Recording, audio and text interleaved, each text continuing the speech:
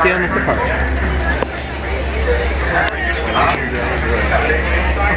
Oh geez, you got dual photographers. We got dual photographers. Those on the right-hand side. Please make sure that once you find your seat, you watch those hands, arms, feet, and legs. Doors are sliding shut. Might be upside down. Let's spread out. Get comfy. Yeah, you can use your cookie. Sante Sana Warden, that does mean thank you. Feel free to give the warden a very nice bow. They have but us one day and we're going to Woo!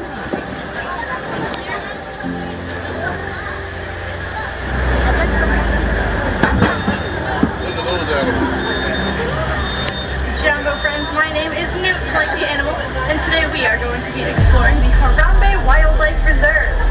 As we go through the reserve, please remember to remain seated, keeping those hands, arms, feet, and legs inside of the vehicle at all times.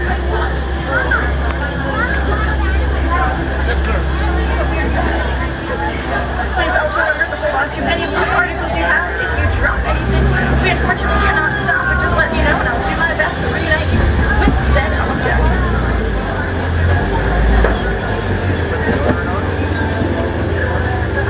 The first area we are going to enter is called the Little Eatery Forest. A really helpful resource you can find is right above your heads. That is the Animal Spotting Guide. It should help us today with any good luck identify a lot of the animals we're going to see. As we go through the Little Eatery Forest, you're going to want to watch for any movement in the leaves. A lot of these animals have camouflage that helps them blend in.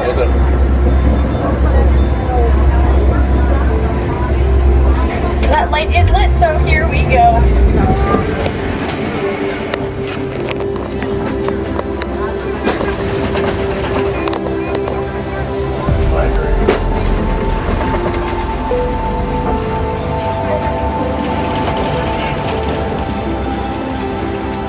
Let's see who we can find hanging out today.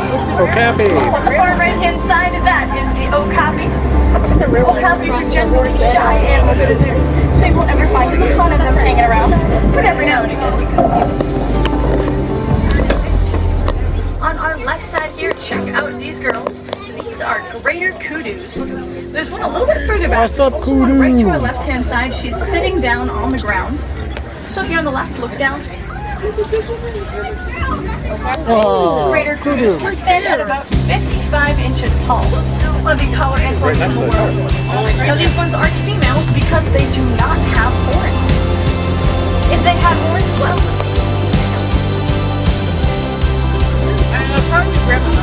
whoa. On the left side, you might see that one walking around.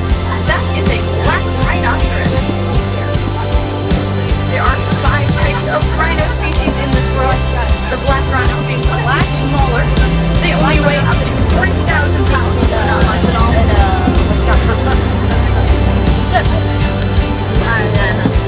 Is your kind of right? Cookies? Let's see who else is hanging around. Keep your eyes out for the bongo. This is a chestnut antelope, kind of like the one we saw earlier. Their ears go out to the sides, and they have long, thin horns on top of their heads. Also to the left, hanging out down by the water here, that is the gray. Oh, there she is, kind of hanging out in the back. Oh, that is a saddle storm. You'll note that she has black and white feathers with a long orange bill. The females are known to have yellow eyes, the males have brown eyes. They also can't sing like other birds, but they can clap their bills to communicate.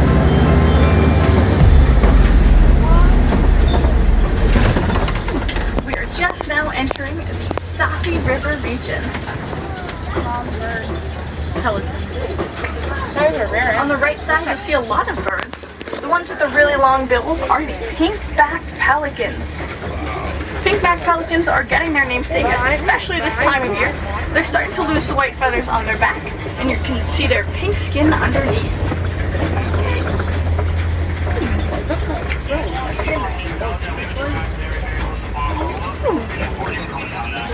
On the left side, just breaching the water, that is a Nile hippopotamus. A hippo! There he is. Oh no, hippo! He's walking underwater. There it is. Whoa, he's going deep. The Nile hippopotamus weighs up to 5,500 pounds, and they'll also eat about 100 pounds of food every day. Oh, it's another one!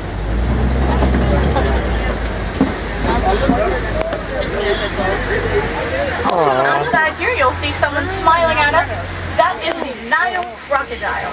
That guy has to eat. That's the That is known as These crocodilians are known for their rows of sharp teeth, and that giving rise to bites they have about 2,000 pounds of pressure per square inch.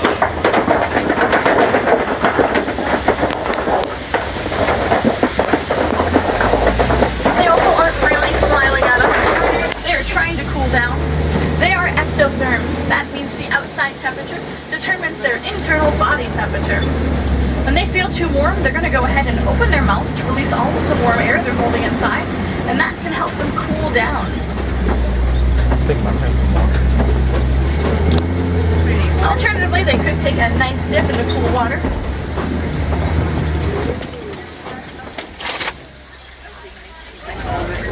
upside down.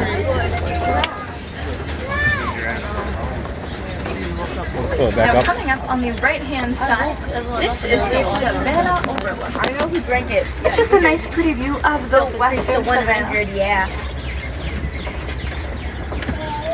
If you look carefully between those trees right in the middle, you might even see some of our tallest residents, the Maasai giraffe. There's even one hanging out to the right over there, having a bit of a snack. And once that truck meets up a little more, we're going to go ahead and say hello up close. The Maasai giraffe is pretty tall. It can get up to about 20 feet in height. They also will spend most of their day walking around or eating like our friends to the right here. They only sleep for about 30 minutes a day.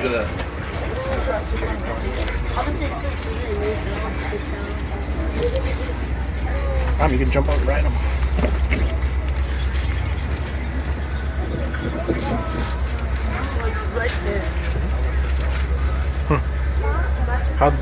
Why'd the giraffe cross the road? Yeah, I mean, but it's not blocking. Why'd the giraffe block the road? I don't know.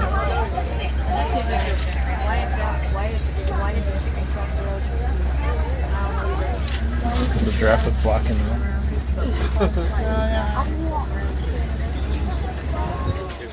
They also can jump about 30 feet forward, the Maasai giraffe. In a single jump, since they have such long legs. And when their babies are born, they're about 6 feet in height. Kudu!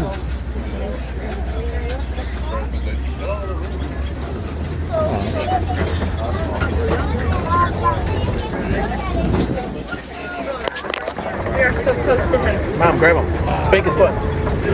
Oh, yeah. Savoring his meal.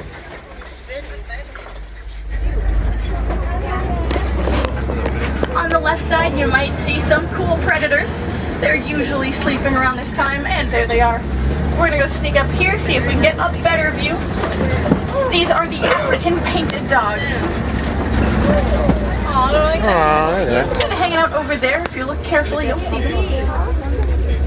Now, they are some of the most dangerous predators in the world. They have a hunting success rate of 90%. it's like Lily. But they actually won't start their day until each and every member of the pack has been greeted by one another. On the far right-hand side, you'll see the tallest antelopes in the world. These are elands that get about 6 feet tall. That first one walking was the female. The one a little bit further was the male. my son. Despite weighing 2,200 pounds, they can jump about 8 feet in the air. And males do a cool thing where they stick their heads in flower bushes and swirl those horns around. When they lift up, they have a nice pretty flower crown on top of their heads that they'll try to impress the ladies with.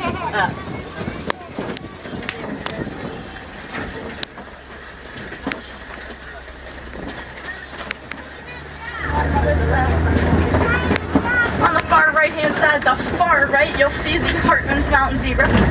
Way off in the distance to the right. Oh, there it is.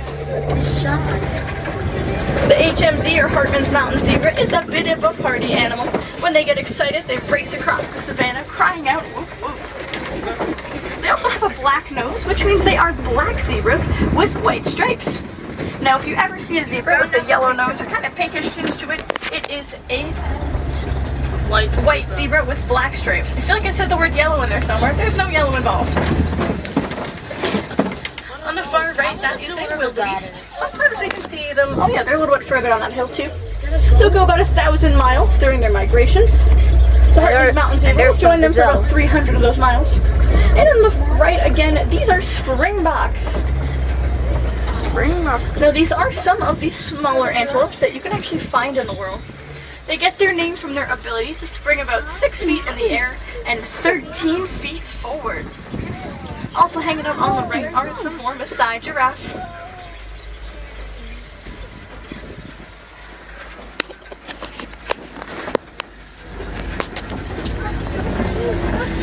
And you can see those little things that are sticking up in those bushes there.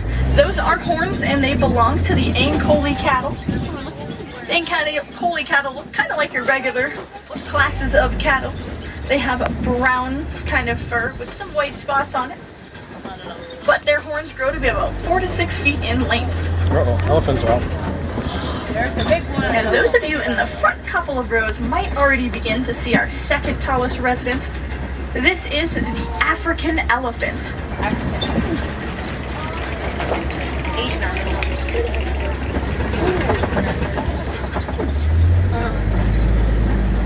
You'll see this gorgeous beauty on the right-hand side.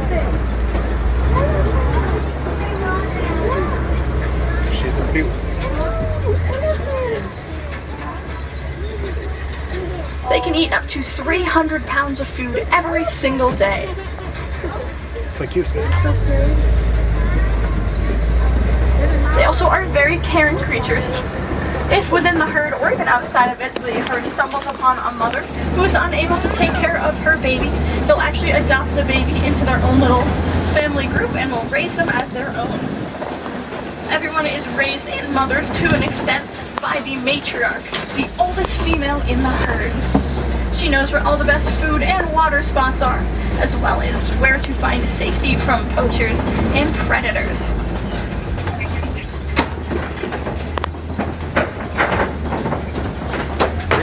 Now we're on our way to see some greater flamingos down in Flamingo Cove, but we'll have to cross by some pretty treacherous elephant territory. You'll know we're getting close when the red clay walls start to have some tusk marks in them, so keep a sharp eye out.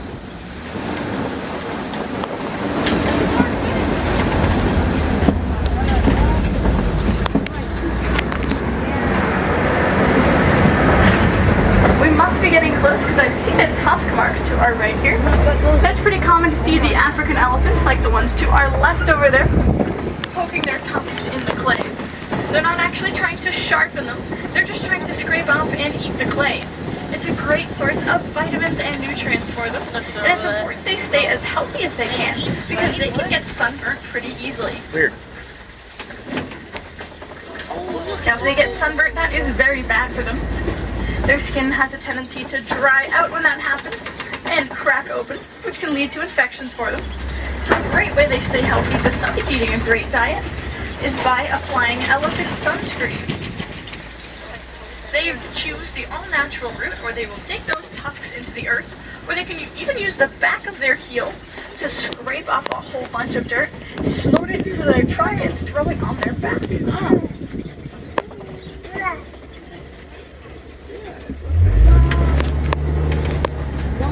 We're also passing by these really thick trees that are all over the place.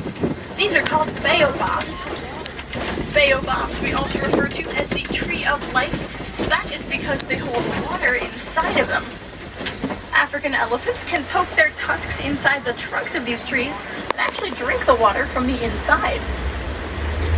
That's a very important thing to have and access to water, especially during the dry season. On the left side, we finally found those greater flamingos. And in the far left, you'll see some more African elephants hanging out way in the back by those rocks. Oh, look, it's like a baby one. Now, the greater flamingo is pink, as you can see, but they're not born this way. They get their pink coloration from their favorite snack, brine shrimp. Give some color. Throughout their lifetime, the more brine shrimp they eat, the pinker they'll become. And a group of them, when they're all hanging out like that, is referred to as a flamboyance of flamingos. They eat something else. Do they turn that color?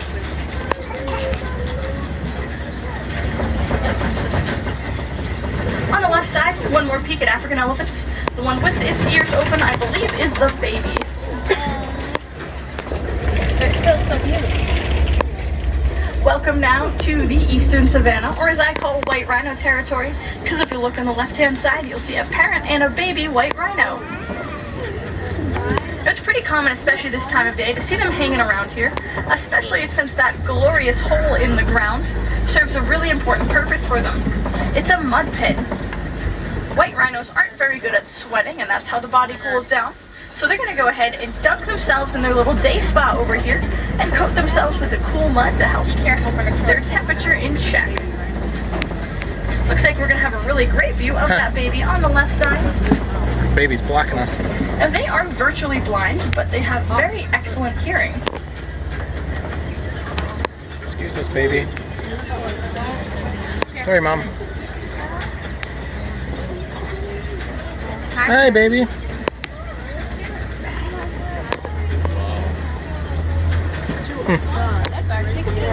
Yeah. That's what you looked like when you were a They'll baby. get up to 5,000 pounds at adulthood. Oh, it's up there. And hanging out right in the middle back there, that is a cheetah. Oh, there's two of them. It's kind of hard to describe. If you look for them, it's like right in the middle, way in the back. I just picked its head up. I think I see one that's better to see over here, so we're going to take another peek. Have good eyes.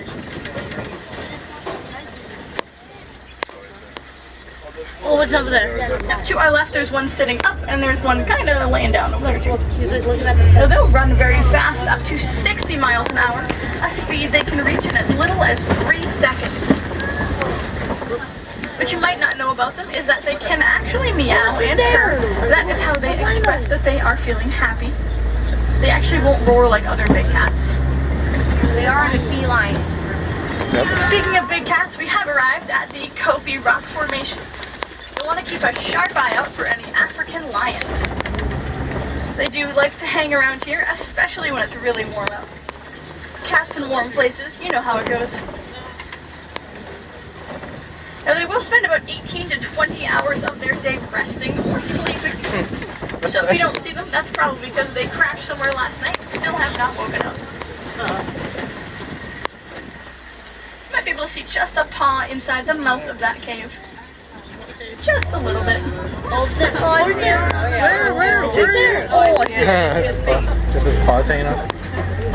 Where are we looking? When they are actively hunting, the females will go out and take on that job. Yeah, The males that's right. will stay back at night to protect the We're bride. sleeping. No, they don't. We're sleeping. You go to Also on the right-hand side, that is an ostrich bebopping around over there. Stop reading those magazines. On the right, by those logs. I can do it. Now, ostriches can run very fast, up to about 40 miles an hour. And they're known to lay eggs for around 9 months out of the year. Actually, that's a little nest of ostrich eggs there on the right side. ostrich eggs. They don't have to worry that they're technically unattended right now. Mom can run pretty fast to catch up with anyone that dares to mess with her eggs. But her eggs are actually pretty strong even by themselves. In fact, even if you stood on one, you wouldn't be able to break it. At least not from the outside. You can't even break a regular egg with one hand. However, you definitely wouldn't want to try that because besides that speed, the ostrich has legs that can kick so strong they break the jaws of lions. So probably for the best we'll leave those eggs alone. On the left-hand side here, it looks like we've stumbled upon the warden's Nigerian dwarf goats here in the Magadi Ranch. Oh, it's a goat. They are cute and cuddly. They are not babies. They are fully grown. Oh, They'll be about 14 to 16 inches in height. However, they're not the star of the show. The real star is that yellow box in the middle of the yard. That is a beehive fence that is working to save the lives of elephants, especially in parts of rural Kenya. Farmers were having a lot of problems with elephants eating their crops, so they were resorting to some not-so-elephant-friendly techniques to get rid of them. However, in partnership with the Disney Conservation Fund and the Elephants and the Bees Project, we have discovered that elephants really don't like the sound of bees. They also don't like getting stung by them. So we encourage farmers to set up these beehive fences all around their property to help scare away the elephants, create a great home for pollinators, and give these farmers a little extra income to help support their families as well. Besides supporting these places financially, you can also support conservation in your very own home. Doing things like turning off the light when you leave the room, or turning off the water when you brush your teeth, really does go a long way to protect our resources.